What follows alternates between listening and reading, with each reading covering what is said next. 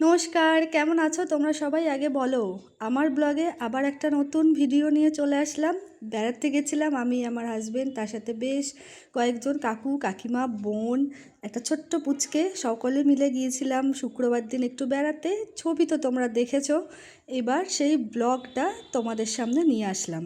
তো দেখে বুঝেই গেছো কোথায় এসেছি। এই যে এসেছি মায়াপুরে।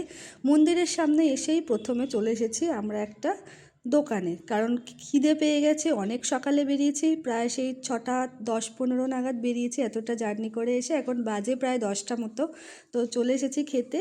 দেখো দিয়ে দিয়েছে একদম গরম গরম লুচি, আর তার সাথে রয়েছে এই যে ঘুগনি। উফ, দারুণ! আগে খাওয়া দাওয়া করে নিই, তারপর মন্দিরের ভিতরে যাব।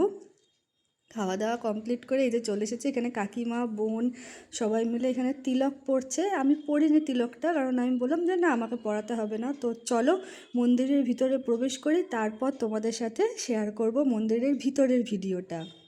তো এই যে গুটি গুটি পায়ে চলে এসেছি মন্দিরের ভিতরে। কাকু আর আমার হাজবেন্ড গেছে ওখানে ভোগের জন্য টিকিট কাটতে। তো এই যে এদিকটা দিয়েও যাওয়া যায়, আবার যাওয়া যায় এই দিকটা দিয়ে। আমরা এদিক দিয়েই এসেছি। দেখো চারিপাশটা কি সুন্দর না, বলো? আর এই দেখো ফুলের বাগান, অসাধারণ অসাধারণ অসাধারণ সব ফুল হয়ে রয়েছে চারিপাশে। তো কাকিমা আর কাকু বোন সকলে মিলে গেছে মন্দিরে পুজো দিতে। যেহেতু আমাদের এখনও একটা বছর হয়নি, বাবা মারা গেছেন, সেই জন্য আমি আর আমার হাজব্যান্ড বাইরেটায় দাঁড়িয়েছিলাম। তো ওরা পুজো টুজো দিয়ে আসার পর তারপরে আমরা চলে গিয়েছিলাম এদিকটাতে মন্দিরের আরেকটা দিকে। তো দেখো এখান থেকে মন্দিরের চূড়াটা এই জায়গাটায় রয়েছে, জানো, 108টা নাম করার জন্য তোমার ওই করা রয়েছে যে তুমি 108বার ঘুরবে, আর 108বার রাধা বা হরি নাম বা কৃষ্ণ নাম করার জন্য। আর এই বাগানটাও দেখো কি যে সুন্দর লাগছে। দাদার একটা জিনিস দেখাই তোমাদেরকে। এই দেখো এখানে ছোট্ট ছোট্ট অনেক পিটুনিয়া গাছের চারা বসিয়েছে। আর এখান থেকে দেখো মন্দিরের এই চূড়াটা, উফ কি সুন্দর লাগছে না দেখতে, বলো? আর অপূর্ব সুন্দর প্রাকৃতিক শোভা, এত সুন্দর পরিবেশ যে যারা গেছো তোমরা তারা তো জানোই যে মায়াপুরের ভিতরে পরিবেশটা কতটা সুন্দর। আর দেখো আমার বর বলছে তুমি অন্যান্য ভিডিও নাও না, আমাকে কেন দেখাচ্ছ? তারপরে ও দেখতে পেয়েছে এখানে এই বক পাখিটা, বলছে দেখো বক পাখিটা। উম, ওটা কি, মানে ও বলতে চাইছে এটা কি কোনো শোপিস বা স্তম্ভ? হয় যে না, ওটা একদম অরিজিনাল, দেখেই বোঝা যাচ্ছে। তো চলো আমরা গুটি গুটি পায়ে এগিয়ে যাই। ওই যে সামনের দিকটায় ওখানে রয়েছে পদ্ম ফুল ফোয়ারা করা রয়েছে একটা পদ্ম ফুলের। তো সেখানটা একটা পুকুর মতো রয়েছে। আর ওখানে জানো তো অসম্ভব সুন্দর সুন্দর কতগুলো মাছ রয়েছে। আমি গতবারে যখন এসেছিলাম তখনই দেখেছিলাম। আর এই যে কত সুন্দর যে ফুলের গাছ, এদিকটা দেখতে কি ভালো লাগছে। আর ওই পাড়টায় গোলাপি গোলাপি দেখতে পাচ্ছ, ওদিকটাতেও খুব সুন্দর বাগান রয়েছে ফুলের। তো চেষ্টা করব দেখানোর, কারণ সকলে রয়েছে, গল্প করতে করতে যদি ভুলে যাই কিছু মনে করো না। এই যে বলছিলাম না তোমাদের পদ্ম ফুলের যে পুকুরটা রয়েছে, এটা এখানটা তোমার এইগুলো করা রয়েছে পাথর দিয়ে করা। আর এই চারিপাশটা যেন মাছ রয়েছে। দাঁড়াও ওদিকটা যাই, তোমাদেরকে দেখাবো। এই দেখো দেখেছো কত মাছ।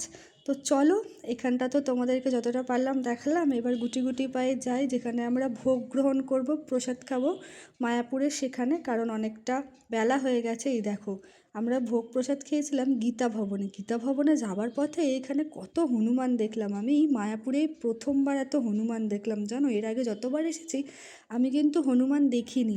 ওই দেখো আর একটা লাফাতে লাফাতে চলে এলো। তো চলো যাওয়া যাক ভোগ গ্রহণ করতে। তো চলে এসেছি এই যে গীতা ভবনের এখানে, একটু বসে রয়েছি। শুধু আমি একা না, সবাই বসে রয়েছি। দাঁড়াও তোমাদেরকে দেখাই, আমি এখানটা একটু বসে পড়েছি। তারপর যাব হচ্ছে ভোগ গ্রহণ করতে। এই যে কাকিমা কাকু আরও সব রয়েছে।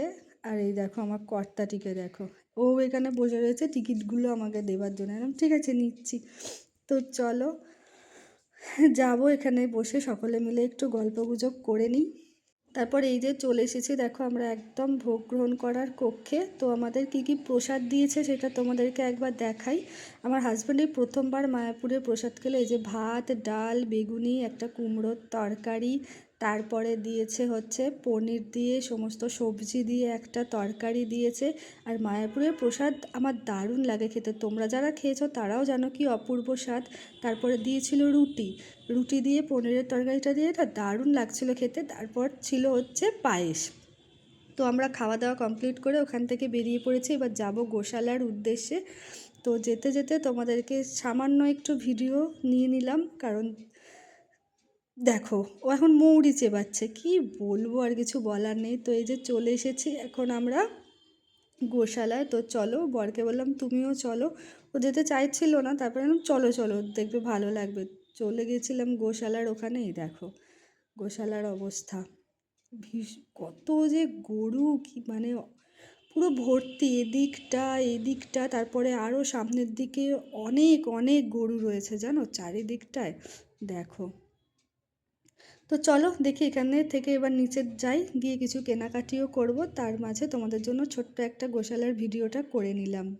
তারপর গোশালার ওখান থেকে বেরিয়ে গৌরাঙ্গ মার্কেটে গিয়ে একটু কেনাকাটি করেছি, তোমাদের সেই ভিডিওটা আর দেখানো হয়নি। তারপর বাড়ি ফেরার পথে এই যে শ্রীল প্রভুপাদের যে সমাধিস্থলটা রয়েছে সেখানটায় আমরা এসে বেশ কিছুক্ষণ বসে গল্প টল্প করলাম। তারপর দেখো ফোয়ারাটা কি সুন্দর যে লাগছে এই সমস্ত কিছু দেখতে দেখতে। তারপর গায়ে সোয়েটারটি গলিয়ে সকলে মিলে টুকটুক করে বেরিয়ে পড়লাম বাড়ির উদ্দেশ্যে। তো ভিডিওটা কেমন লাগলো অবশ্যই জানিও। তো চলো আজকের মতন টাটা, পরে দেখা হবে।